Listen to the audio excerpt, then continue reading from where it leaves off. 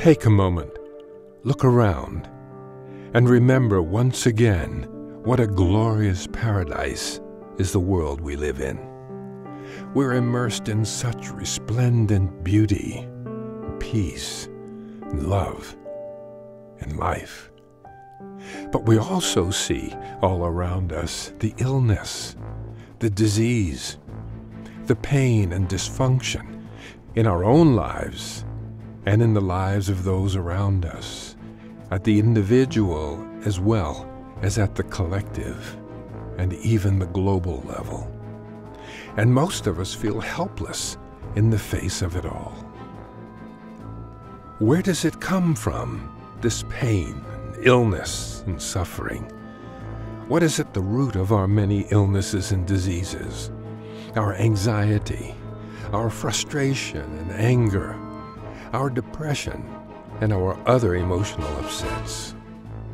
What causes us to fail in our relationships, at home, at work, in our communities, and at the global level? Why is our world in such turmoil? And what can we do about it? How can we come out of our mass denial and learn to bring healing and wholeness to our personal, national, and international dysfunctions? Paradoxical as it might sound, the source of most of these problems and miseries lies squarely within us, as does their remedy, the ability to heal and transform, as individuals and at the community level. That's right. Whether or not we know it, each of us has the inborn ability to intentionally heal ourselves, to use our very intelligent and creative mind to transform this world of sadness and pain. So now I'm going to show you how you can learn to guide your mind and brain to think different, and how to take advantage of the powerful mind tools that you have within and use them to heal and transform your life.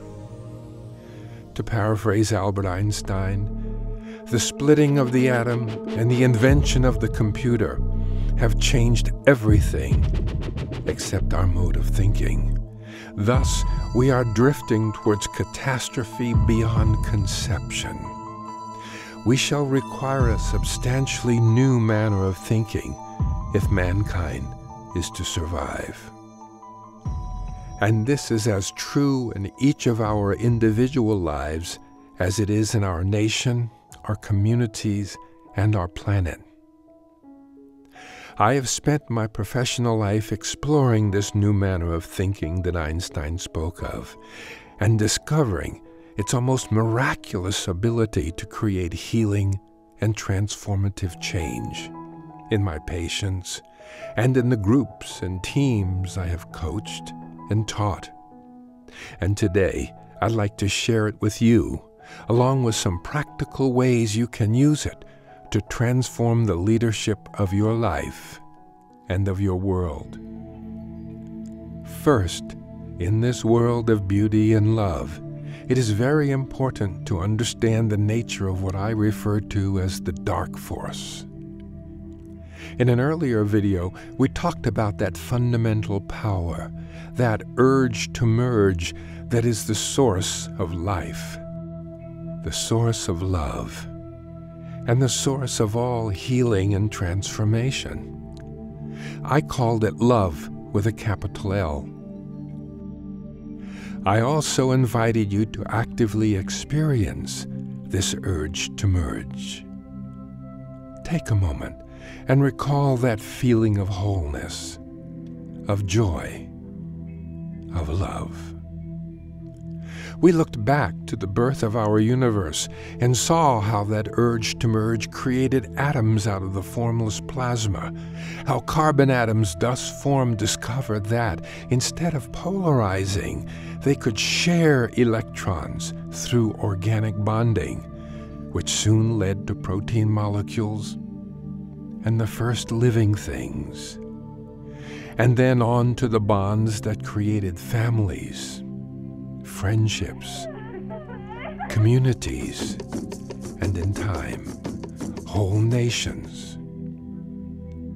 We saw that the urge to merge that created life is also at the heart of the healing process, the restoration of wholeness and homeostasis at every level of system. Body, mind, emotion, and behavior, at the individual level and at the collective level as well. Love. Let's take a moment to recall and intensify this positive, life-giving, healing force, this urge to merge. Take a moment and feel this love. Perhaps all it takes is to let your eyelids close for a moment. Take a deep breath in. Release it. Relax, and let the air do the breathing for you, emptying your mind and body of all stress and tension with each breath. And think of someone or something you love that fills you with joy, reverence, or passion. Smile. You are in touch with that deep essence, that primal force, the urge to merge. And give yourself the signal, the inner cue, the permission to feel that quality of love within. Now, this is the first step to healing and transformation. Now, clearly, this force is beneficial and even wonderful for us. And if that's all there was, our lives would be all peaches and cream, love and light. But that's not how it is. And in a moment, I'm going to ask you to contrast this felt sense of this source of love, life, and healing with what you will experience as we examine the dark force. So, from the perspective of peace, safety, and wholeness, let us examine the dark force, aware that in order to understand it, we must first accept that it exists. For as we know, there is much pain and suffering in our personal and collective lives, and many challenges to our health and happiness. Just take a look at the way we treat ourselves and the way we're treated by the stressful environment we have created around us. Very often it is obvious that we are the source of our own misery. We emotionally abuse ourselves and others. And we've created a world of stress and insecurity that is at the root of most of our illnesses and dysfunctions, and that destroys our relationships, our creativity, and our happiness. And at the collective level of our families and communities and government and international relations, we see the same enormous dysfunction. Our so-called leaders and representatives operate corrupt governments and create weapons of mass destruction and mass misery that are leading us ever closer to catastrophe. So if love is the essence of our life, why is there all this horror? And what can we do about it? In a few moments, we'll explore what I sometimes refer to as the dark force, and we'll see how it underlies all of these issues, how we can recognize, neutralize, and transform it by restoring balance or homeostasis. What I'm about to share with you is the distillation of my 50 years of dedicated work, researching and practicing the art and the science of healing. It is important for you to realize that this is a very big concept, deceptively simple, yet profound and powerful. I've watched it heal and transform the lives of thousands of my patients and students. Please open your mind to hear what I'm really saying, and to take it in not merely through your ears, but let yourself see it and feel it at a deeper emotional and kinesthetic level. From the earliest single-celled animals, life evolved peacefully. Organisms survived by absorbing simple chemicals and oxygen from the environment, manufacturing the proteins needed to build their bodies, and evolving, guided by the integrative forces of sharing, bonding, and love. Then, at some point in life's evolution, certain of the living creatures on Earth discovered that, instead of going through the painstaking process of absorbing simple chemicals and building them into complex protein molecules, they could just attack other smaller creatures, eat their body parts, then recycle and repurpose the ready-made complex carbohydrates and proteins of their bodies, a far more efficient way to nourish themselves.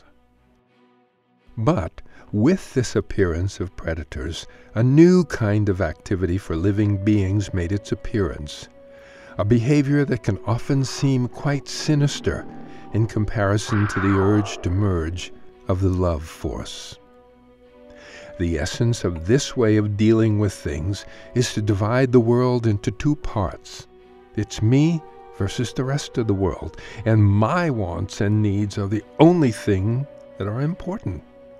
That is the essence of this paradigm of the dark force. Imagine that salmon, how far it has traveled, fighting the rapids upstream, and now this.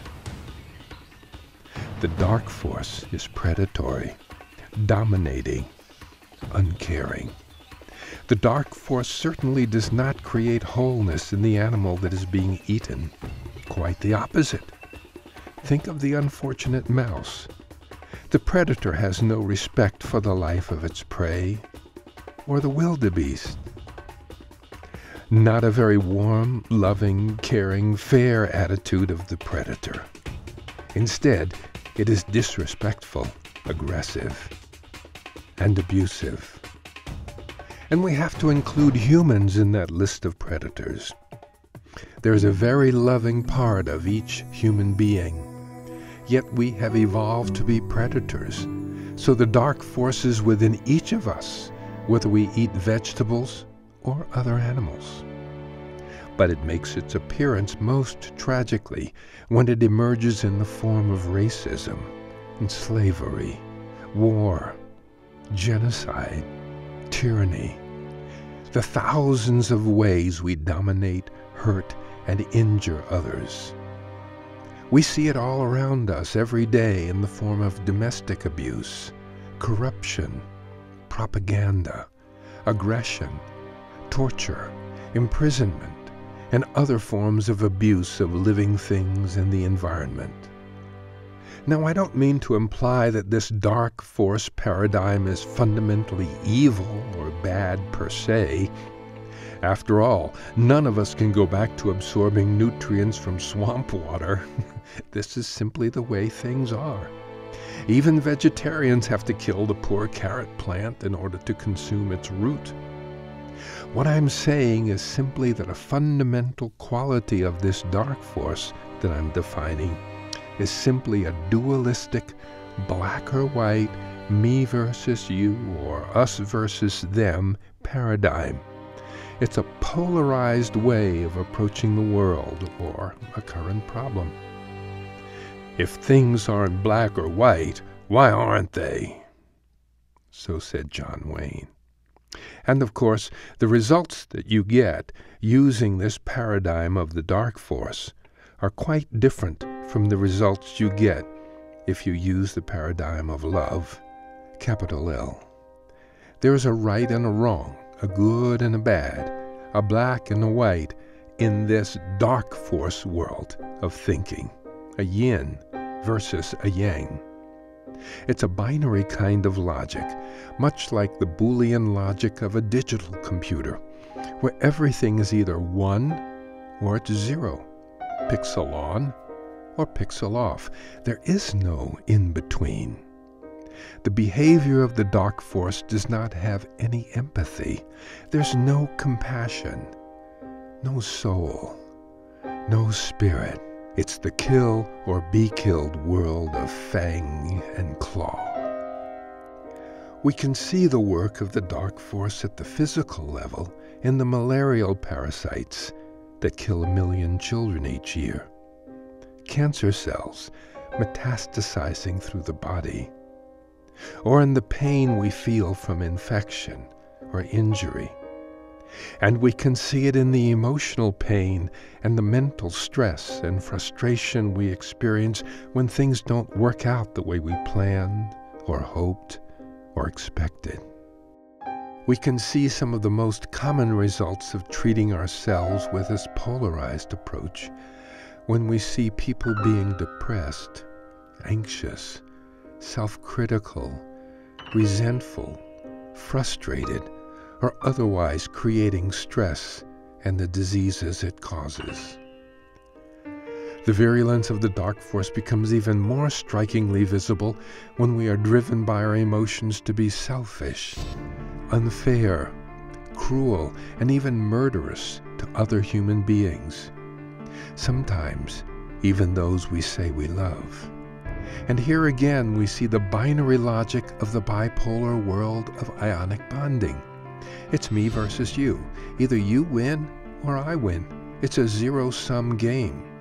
It's the concept of winning isn't everything. Winning is the only thing. Notice the feeling you have inside as you watch these examples of the dark force in action. Notice the way it is different from that warm, soothing, joyful feeling that comes from the love force, from healing, from life. I sometimes refer to the essence of this dark force as violence with a capital V, since its result is usually pain, injury, damage, or death. Simply put, love is that which tends to hold together, heal, and support life.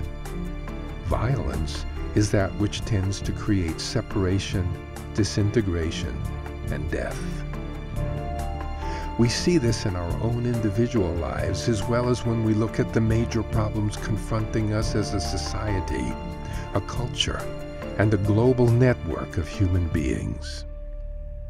At this planet-wide level, the destructive, critical, attacking, heartless nature is very obvious. There is no sympathy for the other. Now it's important to understand these two fundamental forces, love and violence, because each one is strongly associated with a different way of thinking about the world, and both are necessary for our survival. A healthy, happy, and successful life requires that we properly balance our use of these modes of thinking at the personal as well as at the collective level. Next, we will focus upon how to create homeostasis, healing, and transformation by wisely balancing these two remarkably different but crucially important ways to process our incredibly challenging, confusing, stress-ridden world. You will see how the dark force produces stress and how you can harness the energy of stress by learning how to balance two systems of thinking that we each possess, System 1 and System 2, to produce healing, success, happiness, and love at every level.